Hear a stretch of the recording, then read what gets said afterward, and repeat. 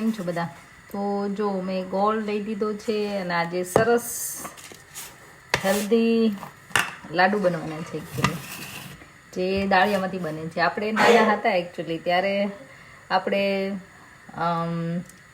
દાળિયા ચણા ને વટાણા ને એવું નાસ્તામાં ખાઈ લેતા હતા, બરાબર ને? આજકાલ છોકરાઓને દાળિયા કે ચણા ભાવતા હોતા નથી, તો એ ચણામાંથી આપણે સરસ યમી લાડુ બનાવીશું, જે એકચ્યુઅલી હેલ્ધી બનશે, ફૂલ ઓફ પ્રોટીન બનશે અને યમી પણ હોય. એક લાડુડી તમે ખાઓ એટલે આખા દિવસનું પ્રોટીન તમને ઇનફ મળી રહે એટલું. તો મેં આમ દાળિયા લઈ લીધા છે જે રોસ્ટેડ છે અને છાલ વગરના છે. તો આપણે આને ગ્રાઇન્ડ કરી લઈશું અને બીજી વસ્તુ હું શું શું યુઝ કરું છું એ હું પણ તમને બતાવી દઉં.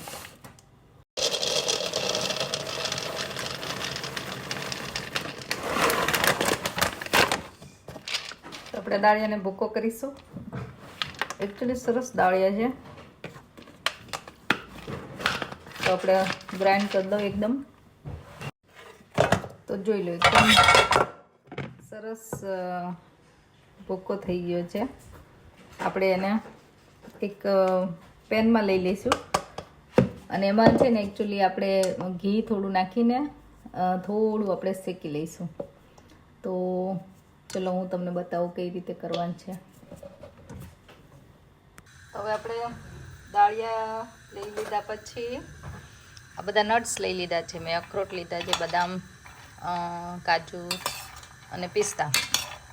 તમારી ચોઈસ પ્રમાણે તમે ગમે તે નટ્સ લઈ શકો. અને આપણે એને હલકા હલકા એવા રોસ્ટ કરી લેવાના છે. તો આપણે એને ફટાફટ રોસ્ટ કરી લઈએ અને પછી હું બતાવું કે પછી શું કરીએ છીએ આપણે. હવે મેં નટ્સ તો શેકાઈ ગયા. પમ્પકિન સીડ્સ, શું કહેવાય, ચિયા સીડ્સ અને આ ફ્લેક્સ સીડ્સ, એ બધું લઈ લીધું છે. તમારી પાસે અગેન જે સીડ્સ હોય લઈ શકો. તમે આમાં સનફ્લાવર સીડ્સ હોય તો પણ યુઝ કરી શકો અને તલ પણ એડ કરી શકો છો. તો જો તમારે તલ હું એડ કરીશ એટલે થોડાક ઉપરથી જ વાળીએ ત્યારે લાડુ એટલે સરસ દેખાય. તો આ રીતે આને પણ આપણે શેકી લેવાના છે થોડા.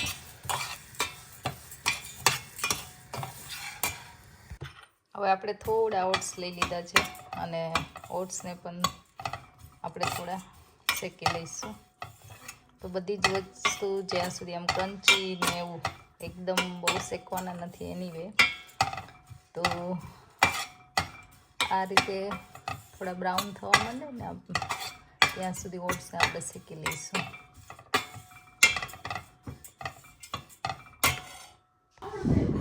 તો જોઈ લો, આ મેં જે ઓટ્સ, આ બધા મિક્સ સીડ્સ અને આ બધા મિક્સ નટ્સ બધું સરસ રીતે મેં ગ્રાઇન્ડ કરી લીધું છે અને ઠરી ગયા પછી હવે આ જે આપણે ચણાનો કે દાળિયાનો જે ભૂકો કર્યો હતો એમાં હવે થોડું ઘી નાખીને આપણે શેકી લેવાનું છે. તો આ મેં ઘી લઈ લીધું છે 2 ચમચી જેટલું અને હવે આપણે સરસ રીતે ઘી મેલ્ટ થાય અને બધું આમ રોસ્ટ થઈ જાય ત્યાં સુધી. દાળિયા એકચ્યુઅલી રોસ્ટેડ જ છે એટલે બહુ કંઈ રોસ્ટ કરવાની જરૂર નથી.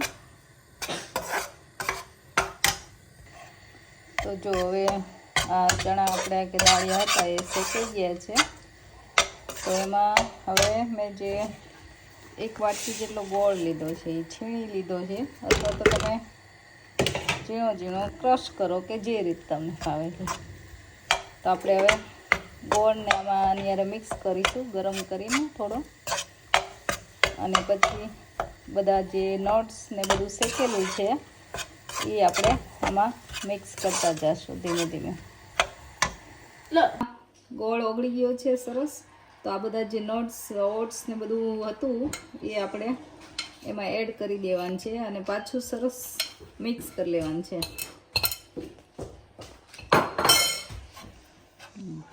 તો હવે આ સરસ જો શેકાઈ ગયું છે, મેં એમાં ગોળ નાખી દીધો છે અને આ થોડું હજી ડ્રાય લાગે છે મને.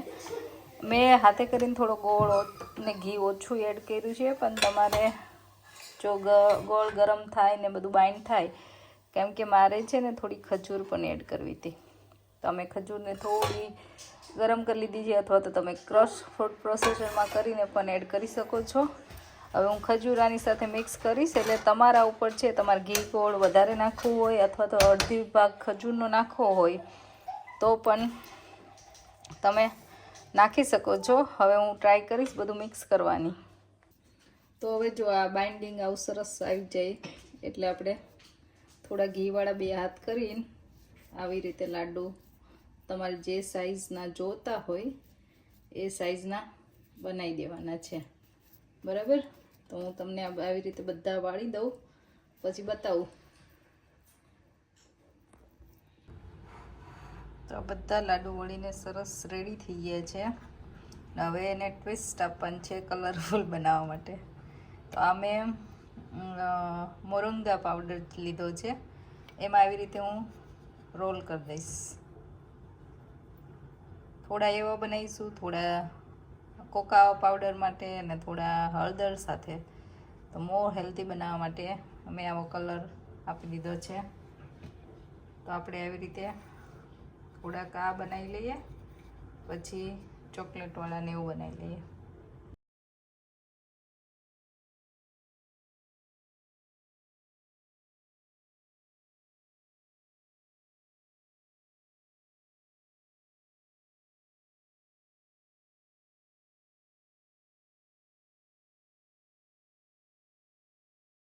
તો તમે જોઈ શકો છો મસ્ત ગ્રીન, ચોકલેટ, યલો. તમારી પાસે જો બીટરૂટ પાવડર હોય તો તમે એમાં પણ એકચ્યુઅલી પિંક કલરના કે બીટરૂટ કલરના પણ બનાવી શકો છો. ચોઈસ તમારી છે. તમારે અથવા તો કોકોનટ ના ઓલામાં શેડ કરીને વ્હાઈટ પણ બનાવી શકો છો. તો તમારે જે પણ ફ્લેવર આપવી હોય એ આપી શકો છો. આટલા હું આમ જ રાખીશ. અને તો આ હેલ્ધી લાડુ થઈ ગયા છે રેડી. સરસ ટેસ્ટ આવે છે, હેલ્ધી છે. આમાં ઓમેગા ઇન્ફ્લેમેશન હોય તમારા બોડીમાં તો બહુ સારું છે, કેમ કે આમાં chia seeds, flax seeds, pumpkin seeds બધા જ છે. અને ખરેખર આપણા વેજીટેરિયન માટે પ્રોટીનથી ભરપૂર અને ઓમેગા અને એમિનો એસિડ્સ ને બધું હોય તો આપણા માટે સારું છે. સ્પેશિયલી લેડીઝ માટે પણ અમુક એજ પછી આ બધું રિક્વાયરમેન્ટ હોય જ છે. તો તમે પણ ટ્રાય કરજો અને મને જણાવજો કમેન્ટમાં કે તમને કેવા લાગ્યા છે. તો ચલો મળીએ પછીના વ્લોગમાં. And thank you so much for watching.